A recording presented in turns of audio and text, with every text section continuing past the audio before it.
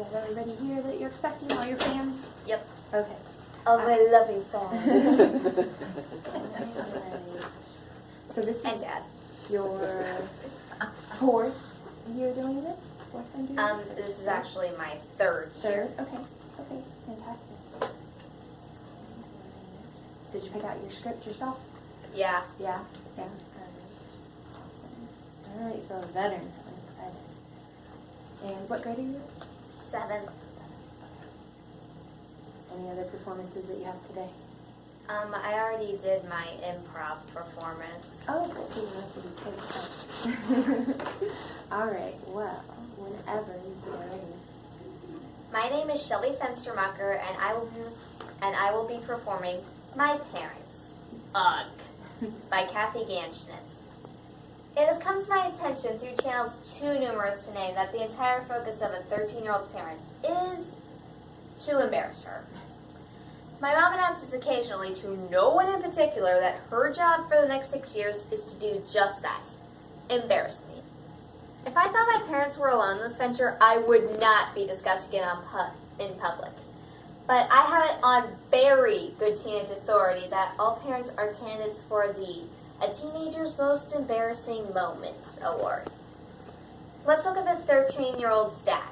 Somehow over the summer, Dad has managed to lose even more hair, acquired a pot belly, and started quoting some of the classic Western movie phrases. Words such as howdy and phrases like how you doing, pilgrim, are beginning to frequent his conversations. I mean, I about died when he grabbed Eric's hand after the dance Friday night and said, "So, how you doing, son?" Yikes. And that outfit he had on, baggy khaki pants. And I don't mean cargo pants. I mean baggy pants. Old khakis from the 60s or something. He also proudly wore that white t-shirt with the phrase Duct Tape King in orange neon on the front. I wanted to die. Then there's Mom. Mom hasn't really decided what she wants to be when she grows up, and her wardrobe reflects this. On the day she actually goes out and does some kind of work for money, she'll dress up nice. And on those days, it's a given we'll go out to eat for dinner. The next day, she'll be greeting the Schwann's man in her jammies and robe. She does okay in public, most of the time, except for her hair. This changes colors just about as frequently as the Midwest seasons. She loves her summer blonde sun streaks and her fall red tones from the cherry cola conditioning. Music. So far, I'm able to listen to my station in the car, and my parents don't turn on the oldies until I'm out of there. They do have some tapes that would raise the eyebrows of all my friends. Mom's favorite singers seem to be mostly dead people. Elvis, Buddy Holly, and a lot of groups she refers to as doo-wop geniuses.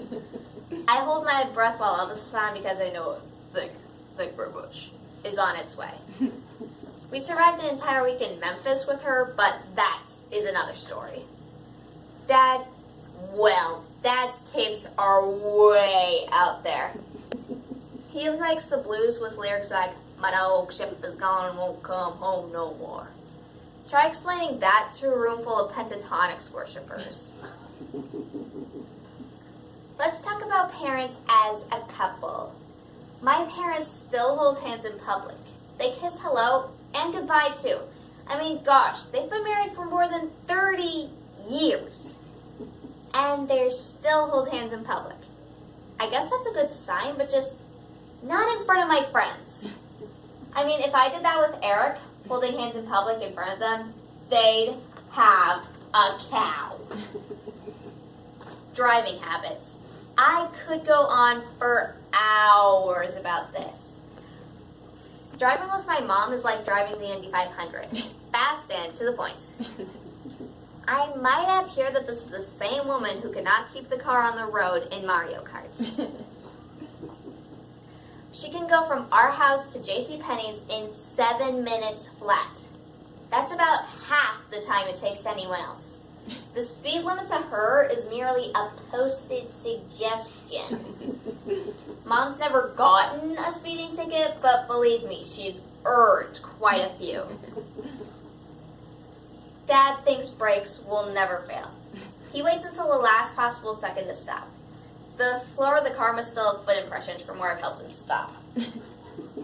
I'm surprised the front isn't permanently decorated with rear bumper indentations.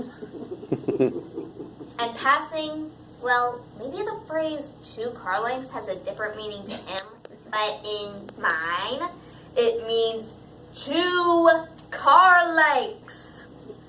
I've seen more eyeballs on our way around cars than I'd like to remember.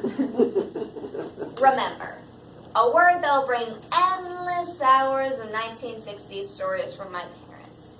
Their stories are okay, I guess. My friends and I actually enjoy hearing about what they learned in school, what happened during the Vietnam War, and about the rock groups back then. They even pull out old photos and don't mind when we laugh at the clothes and hairstyles. Although Mom did point out that my friends are wearing some of the same things today. Everything goes fine with these trips down memory lane until Dad decides to demonstrate the twist or the Watusi in front of my friends. It was during one of these demonstrations I announced he would never be a chaperone at a school dance. Oh, and don't go to the zoo with my parents. Dad thinks he's Dr. Doolittle. He actually tries to communicate with the animals. In their languages, of course. Various bird calls and other jungle noises emerged from my father while at the aviary at the St. Louis Zoo. Inevitably, amongst the commotion, a bird dive bombs Mom. Dad keeps tweeting and Mom heads for the exit. I try to hide. Then we're on to the primate exhibit where Dad actually does a pretty good chimpanzee impression. I'll never tell him that. He gets so focused on his interaction with the chimps that it wouldn't surprise me if we adopted one someday. My mom at the zoo is quite disturbing. She makes great faces, to my dismay, and the animals seem to follow her. Once, she and an ostrich at the St. Louis Zoo stared into each other's eyes for a full 10 minutes. Try explaining that to anyone. When it's all said and done, living with my parents isn't so bad. I figure I can keep the embarrassing moments down to a minimum as long as they promise to stay home on prom night, promise never to drive a school bus, and promise to never, ever adopt an exotic animal as a pet. Then I'll only have to worry about being seen in public with them.